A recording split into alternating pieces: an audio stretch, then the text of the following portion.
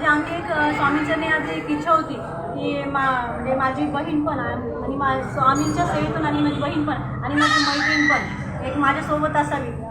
ते म्हणजे पहिले म्हणजे एक सरस्वती ताई की आमच्या दोघींची इच्छा अशी होती की आम्ही दोघी एकत्र अक्कलकोटला जावं.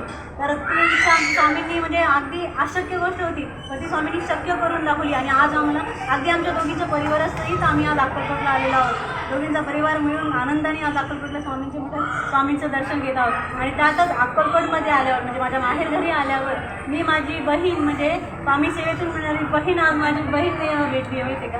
ही अक्कलकोटची आणखी आज मला खास भेटीसाठी माझी आलेली आहे. तर त्या खरंच स्वामींनी माझ्या सगळ्या इच्छा पूर्ण केल्या आणि एवढे जीव लावणारे सेवेकरी मला भेटले तर म्हणजे अगदी नात्यापेक्षा पण जास्त जीव लावणारे सेवेकरी. अगदी तेवढं म्हणजे रात्रीपासून त्यांची तकतक सुरू होती की ताई मला भेटायला यायचं, ताई मला भेटायचं. आणि त्यांनी स्वामींना विनंती केली त्या सांगतील. हो मी स्वामींना देवपूजा करत होते सकाळी. ताई तसंच निघून जाऊ नये असं मी इच्छा करत होते.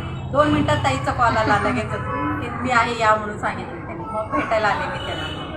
असे स्वामी भेट घडवतात आपल्या म्हणजे आपल्या सगळ्या इच्छा स्वामी नक्की पूर्ण करतात. नक्कीच करणार स्वामी. तिथं महाराजांच्या दरबारातून कोणीच खुल्या हाताने रिकाम्या हाताने जातच नाही. एक कल्पवृक्ष म्हणतात ना म्हणजे आपले स्वामी हे कल्पवृक्ष आहे. फक्त कल्पवृक्ष चालतात की आपण हे मागू जी आपली इच्छा व्यक्त करू ती इच्छा आपली स्वामी आपली पूर्ण करतात. आणि हे माझं आज उदाहरण आहे. ताई तुम्ही आपण एक फोटो टाकू. एक मिनिट आपण